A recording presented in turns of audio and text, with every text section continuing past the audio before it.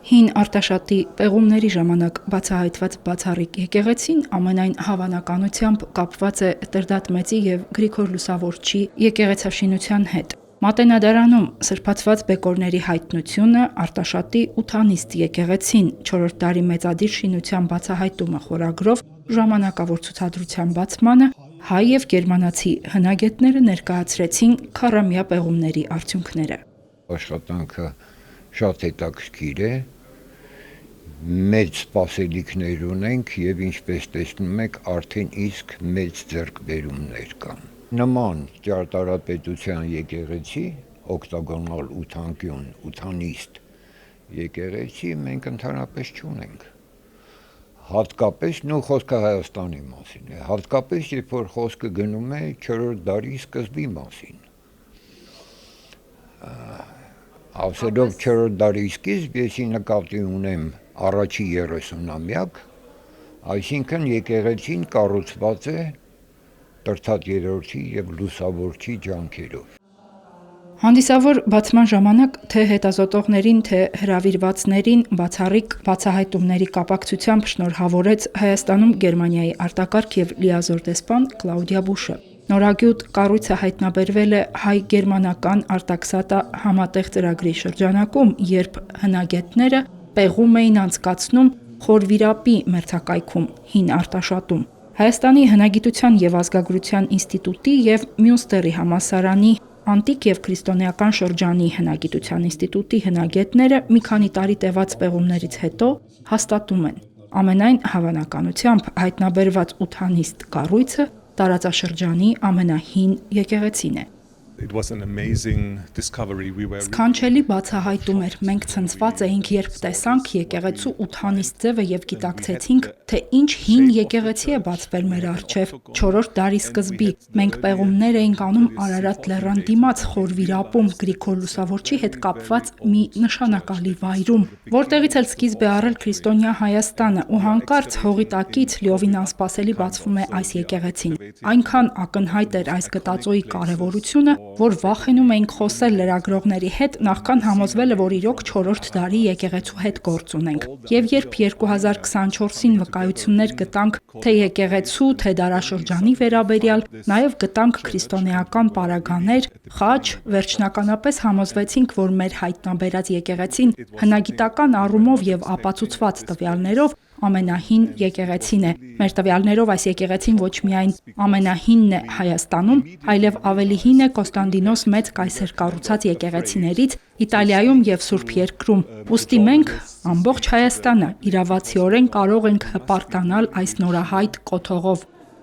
4-րդ դարի առաջին քառորդ են թվագրվում հողի տակից դուրս բերված սակավ, բայց կարևոր գտածոները։ Հնամենի գամերով են միացված եղել եկեղեցու տանիքի փայտյա հենքի գերանները։ Սպիտակ մարմարի բազմաթիվ կտորներ հայտնաբերվել են եկեղեցու կենտրոնական մասում։ Դրանք Սուրբ Սեղանի բեկորներն են։ Հնագետները ենթադրում են, որ եկեղեցին ավերողները նախ Սուրբ Սեղանն են կոտրել, ապա հրդեհել եկեղեցին։ Սուրբ Սեղանի մարմարն էլ հազվագյուտ է և արժեքավոր, ներմուծված է եղել միջերկրածովյան քարհանքերից, ինչը վկայում է, որ եկեղեցու հանդեպ հատուկ հոգածություն է եղել։ Եկեղեցին տեղակայված է Ստորին քաղաքի սրտում և դա էլ է ընդգծում նրա կարևորությունը հենց քաղաքի կենտրոնում, Ստորին քաղաքի կենտրոնում կանգնած է եղել այդ հսկայածավալ եկեղեցին, որը առնվազն 1000 քառակուսի մետր տարածք է ունեցել։ Եթե դրան գումարենք նաև կից կառույցները, որոնց հետքերը մենք արդեն իսկ ունենք գեոֆիզիկայի շնորհիվ, ապա համալիրը ինքնին շատ տպավորիչ է եղել։ Իսկապես մայրաքաղաքին արժանի եկեղեցական համալիր։ Այնպես որ մենք անհամբերությամբ սպասում ենք գալիք պեղաշրջանին։ 23 թվականին առաջի անգամ բացվեց եկեղեցու հարավային էքսեդրայի պատերը, որմերը, որը առաջին հայացքից շատ կասկածի տվյալներ տվեց, այսինքն մենք անմիջապես չիմացանք, որ մենք գործ ունենք եկեղեցու հետ, ինչ ասես անգամ տարատեսակ բնույթի կառույցների հետ էին կապակցում նրանց, օրինակ հռոմեական մաչելում, շուկա, այսպես ասած, որ հատակագծորեն որոշակի շատ նման էր չափերը, շարվածքը, իրականացրեցինք զոնդաժային աշխատանքներ, հայտնաբերեցինք շատ հետաքրքիր արտեֆակտներ, սվաղը, տասնյակ հազարավոր կղմինդրի բեկորներ, միջև անգամ արձանագիր բեկոր նույն թվականի արդեն դեպի աշուն իրականացվեցին այսպես օդալուսանկարանային աշխատանքներ, գեոֆիզիկական աշխատանքներ, մենք հասկացանք, որ գործ ունենք ամենայն հավանականությամբ եկեղեցու հետ եւ 2024 թվականին, երբ որ մեկնարկեցինք պեղումները եւ ես ինքս աշխատում էի կենտրոնական հատվածում, որտեղ հենց տեղակայված էր այսպես պատարակասեղանը, այսպես նրան կոչենք, Սուրբ սեղանը, տասնյակներով բեկորներ հայտնաբերվեցին բավականաչափ այրված արձանագրություններով, ինչպես տեսակ լատիներեն, որոնք հավանային հավանականությամբ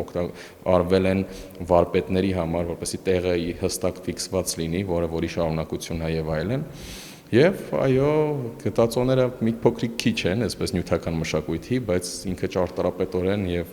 ամեն ինչով հանդերձ ինքը բացառիկ մի եկեղեցի է, որը փաստորեն Մերձավոր Արևելքում թերևս ըստ հնագիտական մեր հետազոտությունների ամենավաղն է։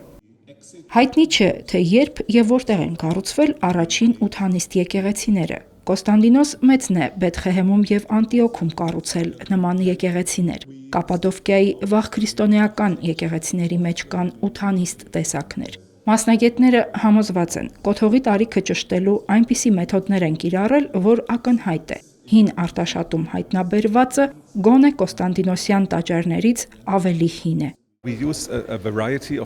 Տարբեր մեթոդներ կիրառեցինք, թե ավանդական պեղումների, բայց թե նաև նոր գիտական մեթոդներ։ Գեոմագնիսական սարքով մենք տեսանք հողի չերևացող շերտերը առանց դրանք փորելու։ Սա էր մեր կիրառած ամենակարևոր մեթոդներից մեկը։ Իսկ ժամանակագրությունը ճշտելու համար կիրառեցինք ռադիոածխածնային թվագրում, որը ամենաստույգ մեթոդն է, երբ գործ ունենք փայտի եւ այլ օրգանական նյութերի հետ։ Հենց այս մեթոդի շնորհիվ որոշեցինք ստույգ ժամանակաշրջանը՝ 4-րդ դարի սկիզբ։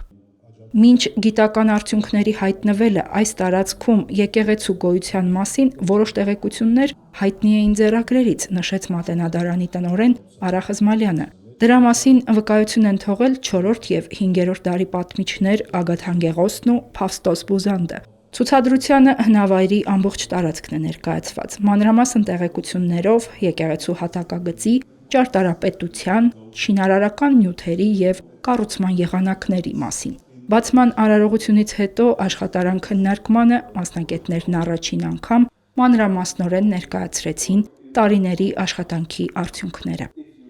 Հերմինե Հակոբյան, Վրամ Խանամիրյան, Եկեղեցական կյանք։